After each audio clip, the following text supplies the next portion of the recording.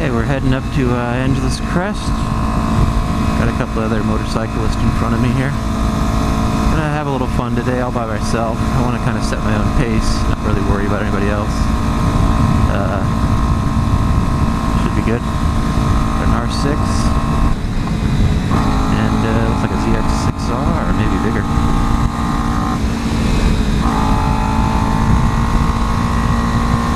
Pretty surprised if they pass me at some point, but I want to make sure. Well, my tires are working today, and really feel the suspension out.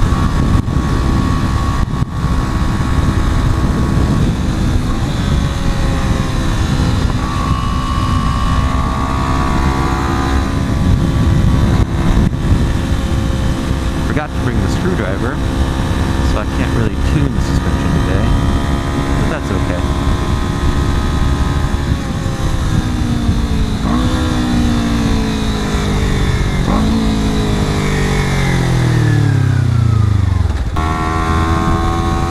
Big batch of motorcyclists, a little mix of sport and cruise, or standards maybe, on the freeway. Hopefully everything's okay. Didn't see anybody down or anything. So, you guys coming down. Good pace. Looks like a 250 there.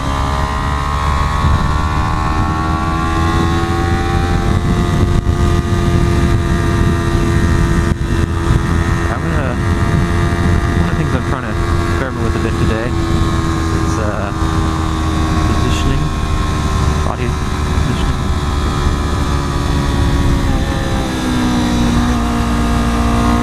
And whoa, shit on the road.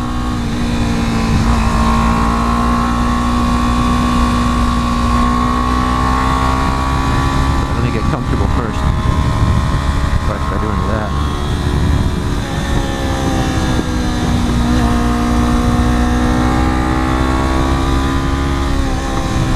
I do the 300.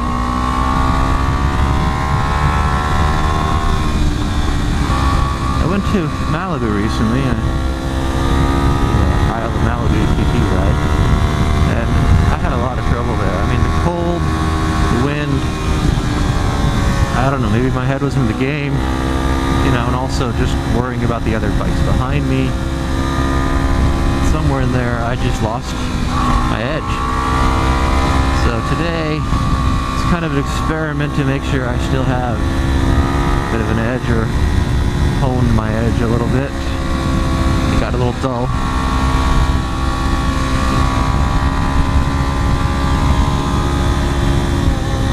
I've been commuting a couple days this week, and I normally don't just take freeways and stuff. There's a nice little hilly road. You don't get a lot out of it, but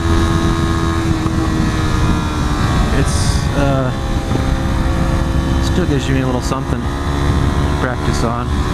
I tried to vary it up a little bit, and that kind of started telling me, yeah, your bike's probably okay. It's just you know, the conditions, or you, or something. So that's what I'm here for today. Find out if it was me. Yeah, so if it is me, I have to figure out what it is and fix it. So that's why I'm here today.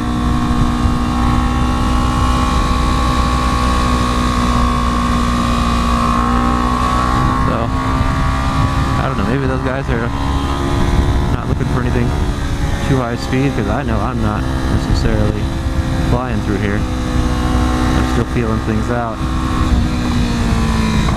Not that a Ninja 300 can ever really fly through here the way a much faster bike with a much more capable rider can, but I think I can set a pretty respectable pace.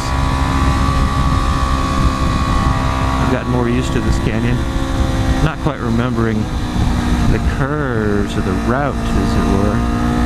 I don't think I ever really learn a road that way, even when I've been on quite a bit. But I kind of like, oh yeah, that turn. That's kind of most of my memory of roads like that. There's some that it'd be really good to remember the route. like the snake. It's only 23 turns or something like that. And knowing where to set up every time. I mean, you go through it once or twice, you got a pretty good feel for it that day, but every time I get there, I basically have to do that again.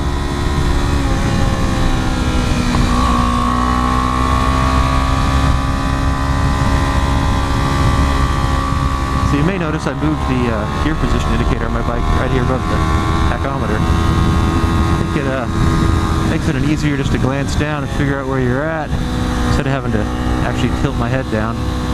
And gives you a little something if you're kind of curious about what gear I'm in when I'm doing certain stretches of the road. Or if I do a wild mischief, maybe you can catch that instead of just assuming I did something else stupid. But there you go. Thought I'd mention that. I like it better here. I had it on the side. I had to look down. So yeah.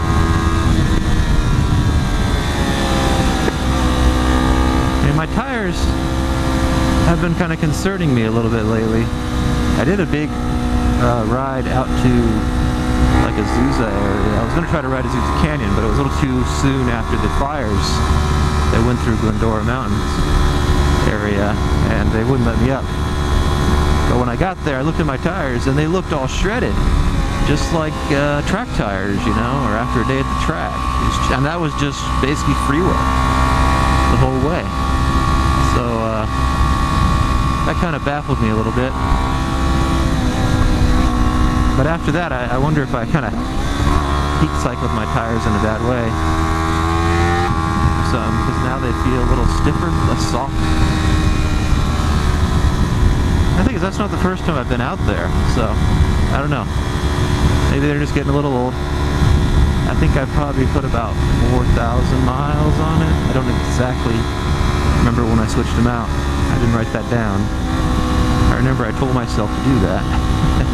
Because people say you can get 4,000, 6,000 miles out of these things. I mean, there's tread life, for sure.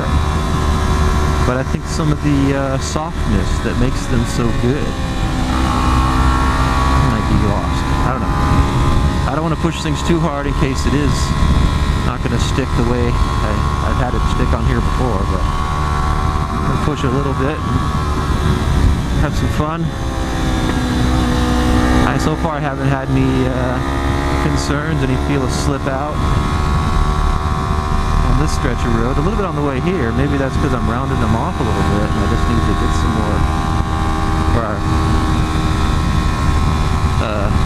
you know, get a more rounded profile on there instead of a more tall profile. But we'll see. Now this is the first time I think I've gone through a canyon, especially this canyon, with earplugs in. I'm trying out these, you know, mold them yourself silicone earplugs. I got them a while back, mostly for shooting rifles, or you know, because my neighbors can be kind of loud sometimes. But found I couldn't sleep with them. They disrupt me too much. I hear my breathing too loud, and that messes with my sleep cycle. Or ability to fall asleep anyways. But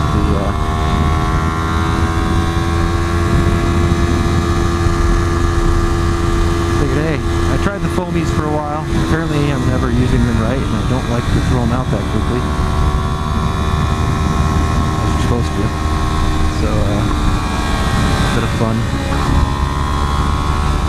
I figure I'll try these out. I actually went and bought a second pack of this. I haven't tried it yet. I think I might have screwed these ones up a little bit. I want to do a little better mold. But today I'm trying out the older ones and see if the mold's fine. I will say I got the little string with the little screws. So that they're on a string, you don't lose them. Probably easier to tell which one's right or left based on the color of the screw. But those don't agree with the helmet very much. Okay? Every once in a while I think, hey, maybe I can help somebody. But but I can never tell if they're in distress. There's a lot of rocks here last time I came through here, and you can still see evidence of it, it looks like. A little bit of a slide. So I do remember some things.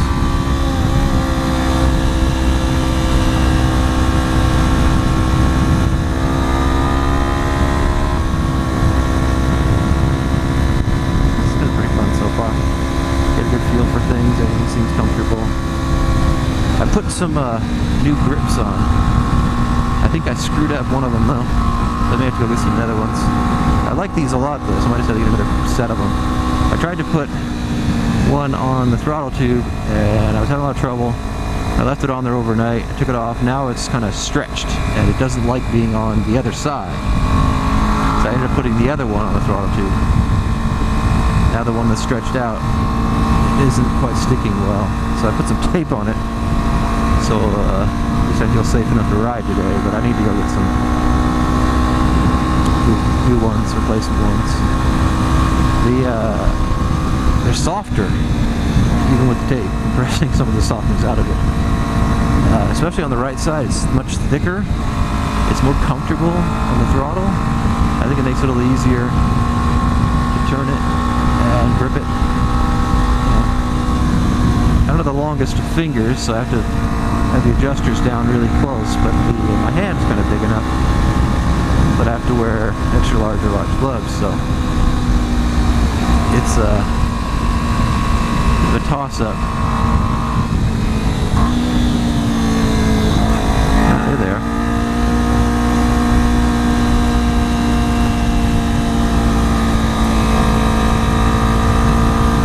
I was wondering why they hadn't passed me yet. Not really pushing. I can try pushing now. Feel comfortable. Curve.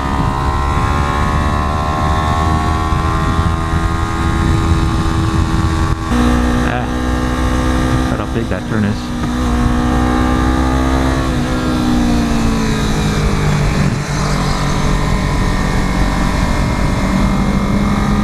Come on, dude.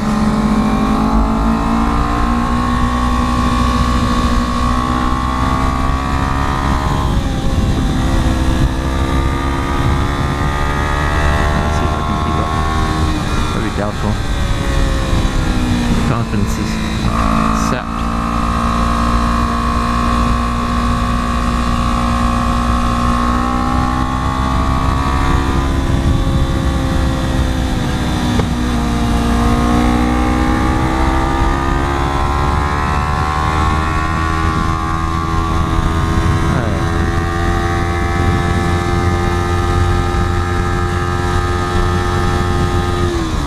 So anyways, with those earplugs, I think those little the screws in the string are a bad idea. They hit the foam pads on my helmet and it just hurt like hell.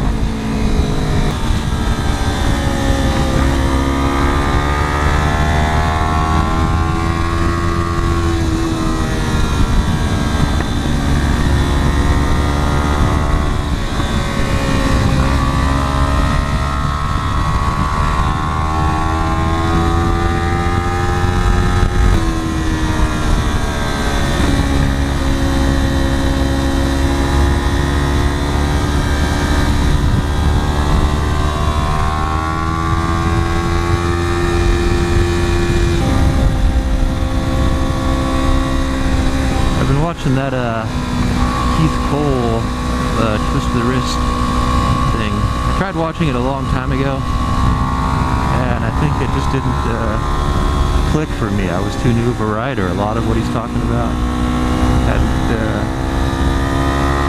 make sense, didn't work in my head. But now I'm trying to see about some of those concepts. The one that I think I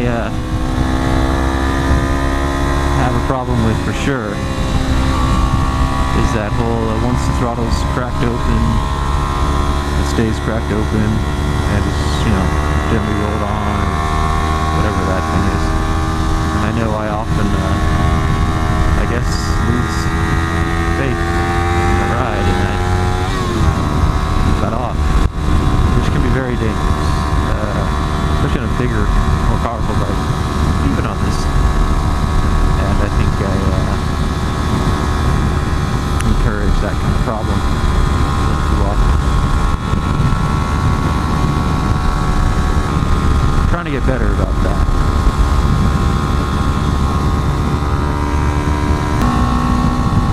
Another thing I'm trying to get a lot better about that I know I still have problems with is gripping the tank and not putting so much weight on your hands.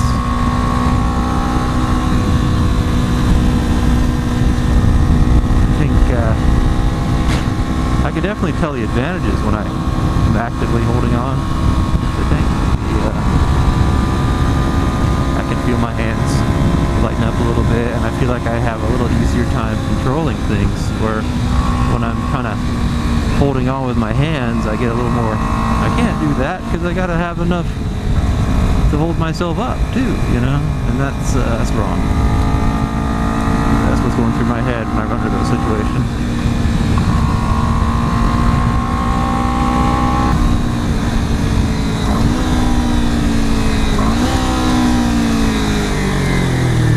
It's a nice Interceptor. B4, I think. So that was pretty cool at Newcomb's Ranch.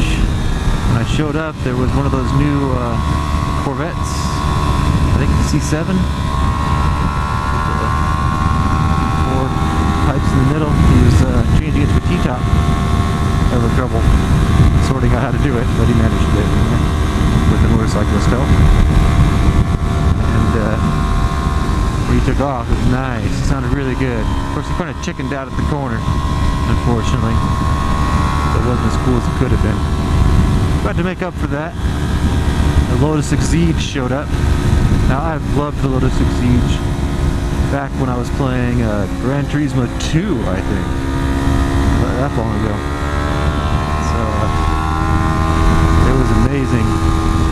We so rarely see him in person. It sounded great, and I got some video clip of it here. Check this out, Lotus Exige. Came up to Newcomb's Ranch. This is very, very low car. Got a back problem shop? gotta get the right image, you know. Yeah, no step. Don't step on that. He's got a fire extinguisher in there. I gotta take a picture of those. Yeah, looks like the lights are on. I think they are. Got a big diffuser on the back, diff flow. Got that exhaust. That is a nice Olin suspension. You got those taillights. Siege. That back end is crazy. Yeah, as you can see, that is a pretty cool car. He's in front of me somewhere, but there's no way I'm catching him. He took off probably 5 minutes before I did.